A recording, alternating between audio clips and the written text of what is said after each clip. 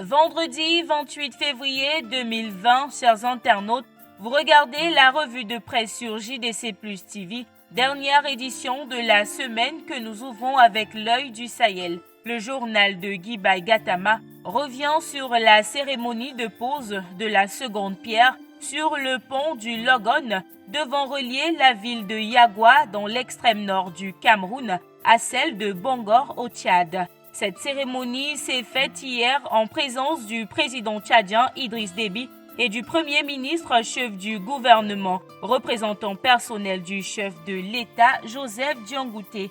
Le tri-hebdomadaire régional d'information du Nord Cameroun revient sur ce qui s'est passé et indique que ce pont pèse à hauteur de 74 milliards de francs CFA. Du côté de Réalité Plus, c'est la même information qui paraît. Bongo Yagoua Idriss Déby lance un pont de 700 mètres. Nous poursuivons notre revue de presse avec le quotidien Le Messager qui évoque une triste nouvelle. Après la cérémonie de pose de cette seconde pierre, 3 policiers gardiens de la paix ont trouvé la mort dans un accident dans le cortège du Premier ministre qui revenait sur Yaoundé. D'après Le Messager, l'accident s'est produit au niveau de Yagoua-Kaélé après l'éclatement d'un pneu d'une voiture d'escorte du convoi. Plus de précisions en pages 7 et 11 du Messager, paru en kiosque ce vendredi 28 février 2020. Nous restons avec le quotidien Le Messager pour parler de cette nouvelle affaire du ministre Jean de Dieu Momo.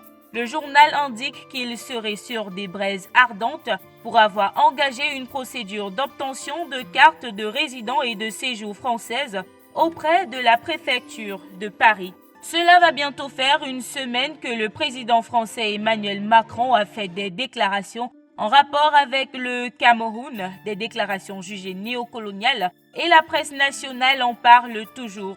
Le quotidien Émergence se pose la question de savoir si la France, avec cette réaction, ne serait peut-être pas en train de lâcher le président Paul Biya. Pour en savoir davantage, la rédaction a recueilli les propos de 10 experts à retrouver en pages 5 à 11 de son numéro de ce vendredi 28 février 2020. Parlons des élections municipales de 2020 à présent. Info Matin fait un zoom sur les résultats et chefs de file du RDPC dans le département du Foundi, région du Centre. Le journal écrit sur le processus d'élection des conseillers municipaux et donne des informations sur les artisans de la victoire du parti au pouvoir.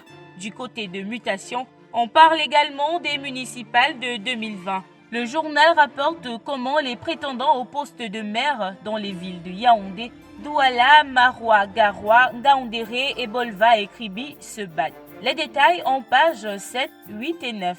Refermons cette édition de la revue de presse avec le quotidien Le Jour. D'après ce tabloïd, 36 enseignants dans le nord-ouest ont été sanctionnés pour abandon de poste. Le journal d'Aman Manar enseigne qu'à la suite d'un arrêté préfectoral, ils ont été suspendus de solde. Plus de précisions en page 5. Et voilà qui vient mettre un terme à cette édition de la revue de presse sur JDC Plus TV. Merci d'avoir regardé. À la prochaine.